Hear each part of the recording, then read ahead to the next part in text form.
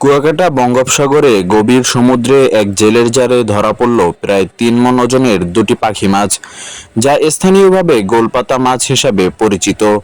মাছ দুটি আলিপুর মৎস্য অবতরণ কেন্দ্রে নিয়ে আসা হয়। আজ বৃহস্পতিবার দুপুরে খানফিশে খোলা বাজারে ১৩,০০০ টাকায় বিক্রি হয়েছে। সুমন মির্জা নামক এক মাছ ব্যবসায়ী মাছটি কিনে নেয়। মাছটি এক নজর দেখার জন্য উৎসুক জনতা ভিড় পড়ে যায়।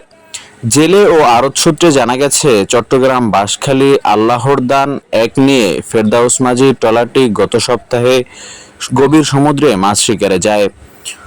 সমুদ্রে জাল ফেলতেই অন্যান্য মাছের সাথে পাখি মাছ দুটি ধরা পড়ে।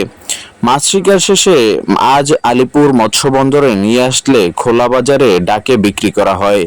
ট্রলারের মাঝি ফেরদাউস জানান, মাছ দুটি একটু নরম হয়ে গিয়েছে, অন্যথায় আরো বেশি দামে বিক্রি করা যেত। আহসানুল্লাহ, নিউজ ডেস্ক, কলাপাড়ার কথা, কলাপাড়া, পটুয়াখালী।